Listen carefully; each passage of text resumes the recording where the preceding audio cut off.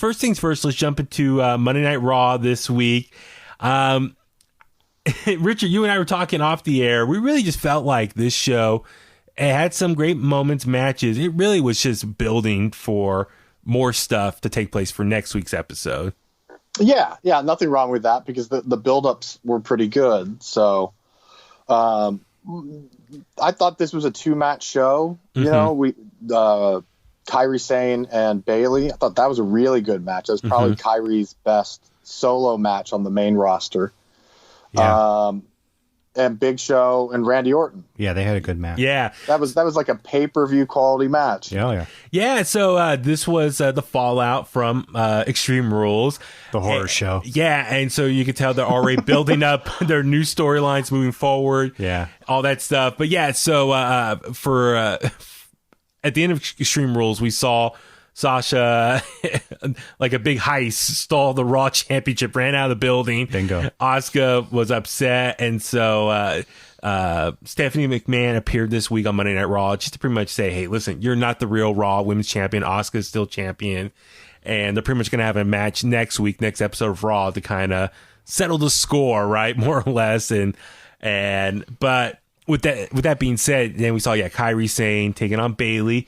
And we touched on it before, but we haven't gone super in-depth on it because we don't know what the status is. These are all rumors, but it's been put out there that Kairi Sane's contract's about to run up, and she's just not going to resign and just move back to Japan, be with her husband that she married earlier this year. Yep. And so I think for all of us, we're all watching these episodes of Raw or the pay-per-view and trying to see how they're going to write Kairi Sane off. So we see this match with Bayley, and we're like, oh, is something going to happen here? No, a little bit of a shocker. Kairi pulled out a victory. And normally, if you're on your way out, you do a favor and put someone else over. Yeah. But she, like Richard, you said it was a great match, and Kairi got the quick roll up, and that was it. And so my one takeaway is we saw was Shayna Baszler in the back watching on TV. She was getting upset that she wasn't a part of the mix right now. What's going on in the women's division?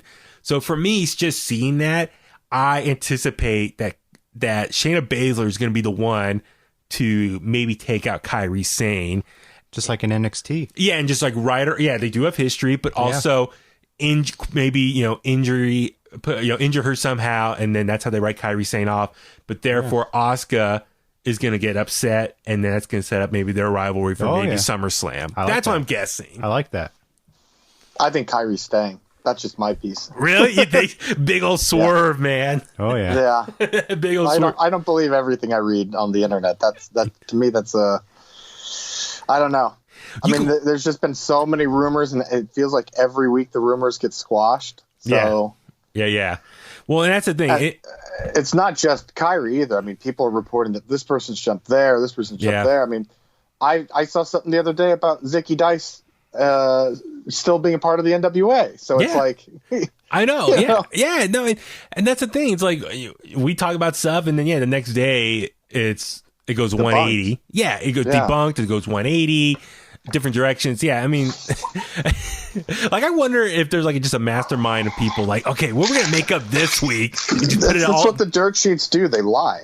That's all they do. Just to get people That's why talking. They're called dirt sheets. Dirty. Naughty people. Water cooler stuff. Yes. And another thing that we were just talking about as far as it's just building for the next episode. Drew McIntyre, Dolph Ziggler. Dolph came out, pretty much just wants another match with Drew. And Drew was like, well, and Dolph threw it out there. It's like, hey, you can have your own stipulation. And Drew's like, okay, but I'm not going to tell you until the match starts, like what you did to me.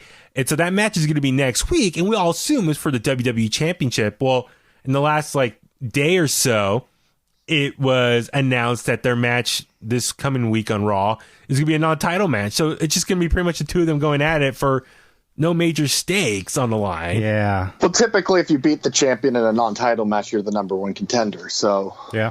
So that's what I'm thinking. Will Dolph probably get the victory here and then maybe set up for another match at SummerSlam? Like, I don't know. But then same time, it's Randy Orton on this next episode. So as you mentioned, he had a match with Big Show this week. Great match, pulled out the victory. And it looks like him and Big Show are done now. He's moving on. And this week on Raw, it was previewed that he's going to pick out his next, quote, target. So I guess we've been talking about the last couple of weeks. It's like it should be against Randy Orton. He's like the best heel right now in WWE. But now it's like, okay, you got Dolph Ziggler, you got maybe Randy Orton in the mix. Like Drew's gonna have like a bunch of guys coming after him now. He's got a target on his back. Literally. So maybe Randy Orton gets involved and kind of prevents Dolph from winning. I don't know. We shall wait and see how that plays out. But another exciting thing from this episode of Raw was, a couple things. We saw poor R-Truth lose the 24/7 championship to Shelton Benjamin. Bummer. Quick little roll up. And Shelton Benjamin, I guess, officially is aligned himself with the Hurt Business, which is MVP and Bobby Lashley. Oh, yeah. They came out to the ring. So they have 2 belts in their little faction now. The U.S. title. Well, people are calling it the unofficial U.S. championship because Apollo Crews still has the championship. But and now with Shelton Benjamin with the 24/7 title. So they come out and, they're talking crap. And then Cedric... I was going to say Cedric the Entertainer. Cedric Alexander. Cedric Alexander. Wow. Ricochet come out. And they're like, MVP's like, yeah, the 2 of you can take on the 2 of us. And they're like, no, we can challenge all 3 of you. And they're like, how? Apollo Crews is not here. And he says, well, we got someone else. And boom, the return of Mustafa Ali. Yep. Now on Monday Night Raw officially. Yep. And I'm guessing it's the official end of the hacker gimmick. Am I right?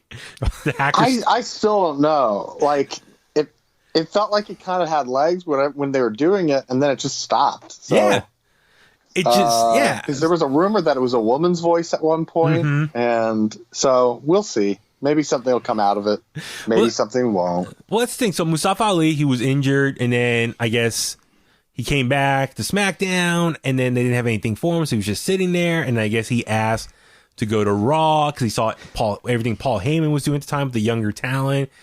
And then I guess he went over there, but then nothing happened. And I guess they put him back to SmackDown, but now he's on Raw again. So I'm kind of confused, just the bouncing forth. But nonetheless, I'm happy to see him back on TV. Cool little faction maybe going now between Mustafa Ali, Ricochet, Cedric, not the Entertainer, Alexander, and then maybe Apollo Crews when he comes back. So, Richard, are you kind of happy maybe like this new little group going, like a bunch of high flyers working together? I'm intrigued by it because they're all really good. Yeah. They're all talented. Ricochet works so good with bigger guys, so him and Lashley is good to me. Yeah, so it was a great match this week, and I'm glad to see Mustafa Ali and them get the win, especially because when you have a big return like that, you got to get the win out just to build up their momentum again. So let's hope that R-Truth can get that 24/7 title back, because as far as I'm concerned, he's the greatest 24/7 champion of all time. Absolutely. Like, let me ask you this: how long do you think that title can last for? Like, it's existed.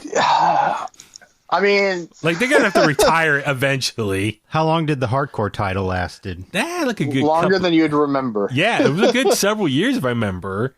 Yeah, I had a presence at X7 and some other stuff, and so I don't know. I feel like that title is pretty much it's just R-Truth's gimmick. It's an accessory like now. 40-something time champion.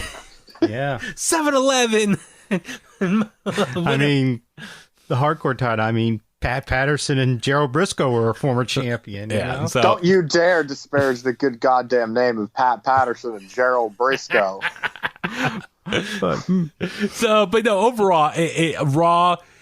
It was a good solid episode. We saw like good tag matches. We saw like Andrade and Angel Garza helping out Randy Orton with Big Show's match. And so they're still, I think trying to figure things out, post Paul Heyman era, as far as the guys that Paul Heyman was building up. And now, with Bruce Pritchard overseeing things, I think he's trying to reevaluate which talent he wants to get out there. I'm just happy if Shayna Baszler is starting to get more TV time again, because there was the rumor Vince kind of cooled off on her. So if she can get back in the mix and maybe challenge Asuka. Are you a Shayna Baszler fan? I'm a big Shayna Baszler fan, but it's Me too. That was, again, one of those rumors that we didn't touch, and then it was proven wrong the next night. Yeah. Because that rumor was going around that, Vince doesn't like Shayna Baszler, and then the dirt sheets were reporting that Vince didn't like her, and that she's just sitting at home, and then the next thing you know, she's on TV, and it was a taped show. Yeah, So Raw, like I said, I'm digging everything Randy Orton's been doing. He's like, his promos are so good. Oh my god, now. that promo he did this week was amazing. Like, it got me so amped up, and he's supposed to be the bad guy. So I thought the Big Show's promo was a little corny, but it was good. Yeah, I mean, it's just to set up their match, so it was fine. And like Charlotte Flair, who was bouncing around from all 3 shows, now Bayley and Sasha are doing the same thing, working overtime, appearing on multiple shows now across the board. And they're the workhorses now. Yeah, so I think Bayley and Sasha, like, I saw this cool video, I think on Twitter or Instagram. They're like, they took the old DX music but put it to their highlights. So they're like the women's version of DX today. She Generation X. She Generation X. Nice. There you go. Yes. Nice. So Raw, for a 3-hour show, I mean, they're doing their best to fill it up with, the limited roster that they have that's available. And I know they're trying to do more extended matches to fill time and whatnot. So we'll see like all the building that they did this past week. How's it going to play out next week? So as we always say, we shall wait and see.